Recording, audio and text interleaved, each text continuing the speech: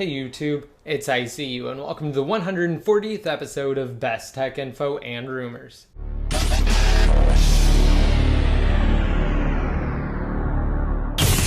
And to start off, let's talk about Apple's next generation iPhone. So in a recent report, BGR publicized a set of high-resolution images of what are allegedly components intended for Apple's rumored iPhone 5S. Now, although a number of similar parts have been leaked by various repair firms over the past few months, the recent group of photos is unquestionably the highest quality we've seen to date. But unfortunately, in spite of the HD nature of these images, they reveal little about Apple's next generation iPhone simply because they're minor parts. Now, the first claimed iPhone 5S part leaks began in January when photos were publicized of what was said to be the speaker enclosure for Apple's next iPhone model. And since the initial leak, other images of the alleged home button, volume and mute button flex cables, nano SIM card tray, and the front camera flex cable have surfaced. Furthermore, although previous leaked SIM trays appear nearly identical to the ones highlighted in BGR's new set of high-definition images,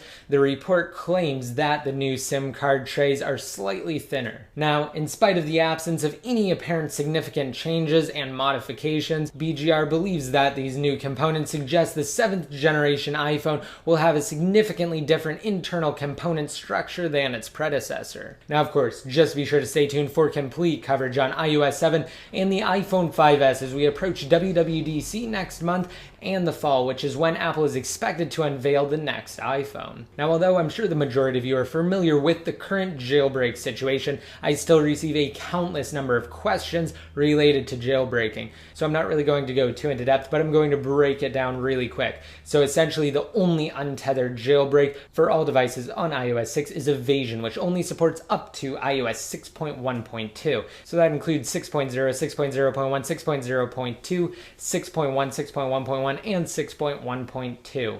So if you have any iOS device on any of those firmwares, you can successfully jailbreak using Evasion. However, if you're on 6.1.3 or even on 6.1.4 for the iPhone 5, you will not be able to jailbreak unless you have an iPhone 4, iPhone 3GS, or a 4th generation iPod Touch. I'm going to have a link to one of my videos and an article on Evasion jailbreak down below. Those two resources together will provide you guys with in-depth information on the current jailbreak status. Just be sure to remember though that both the Evaders and POSIX Ninja have confirmed that they will indeed develop future untethered jailbreak utilities. They're just going to wait until the days of iOS 7 to ensure maximum compatibility. Alright, and speaking of jailbreaking, recently Jay Freeman, better known online by his handle Sarek, released Cydia substrate and winterboard for Android devices. Now, I'm sure some of you already know Sarek is the genius behind Cydia, which is the third-party tweak and modification distribution platform for jailbroken iDevices that predates even Apple's own App Store. Now, in addition to Cydia substrate for Android devices,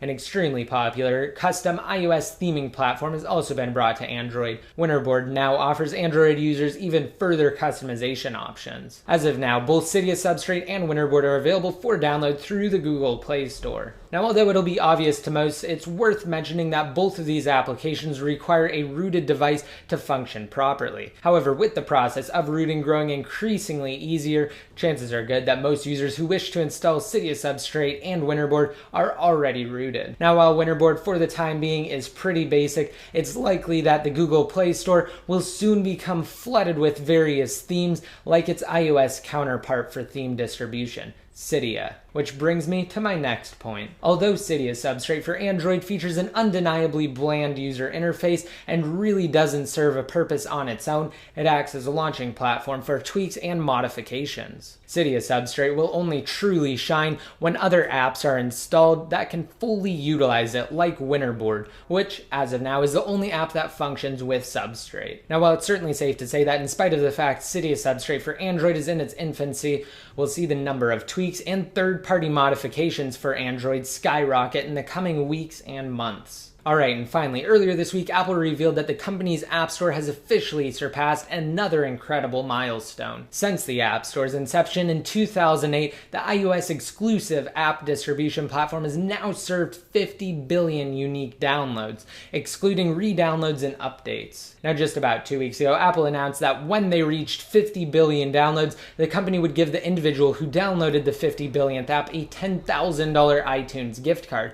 And of course, they're still doing that. They've already announced the winner. Interestingly, while the App Store amassed roughly 15 billion total downloads in 2012, it took nearly 3 years and 8 months for the App Store to pass the first 25 billion apps downloaded, with the second half of the now 50 billion downloads taking place in the last 14 months alone. So at this current download rate of 50 million applications per day, Apple's App Store will easily surpass last year's record high number of downloads, especially considering they've seen 10 billion downloads in just the past 4 months. Also, before I conclude this episode, I just wanted to say to make sure you check down below in the more info. I'm going to have some links to a couple of my recent videos that I think some of you might find very interesting if you haven't already seen them. Alright, and don't forget, I'm going to be concluding my $100 Amazon gift card giveaway soon, so if you want a chance to enter, just be sure to rate this video up and hit that subscribe button to be notified every time I release new videos, and be sure to leave a relevant comment down below in the comment section. If you don't know what to leave in the comment section, try answering the question of the day. So now that Cydia Substrate is available for Android, definitely not all of the same tweaks that you can find on Cydia on iOS devices though. Would you guys ever consider switching from an iOS device or from an iPhone to an Android phone? Just be sure to let me know down below in the comment section or on Best Tech Info. And to be updated more often, just be sure to like me on Facebook, follow me on Twitter, and add me in one of your circles inside of Google+. And until next time, this is ICU signing out.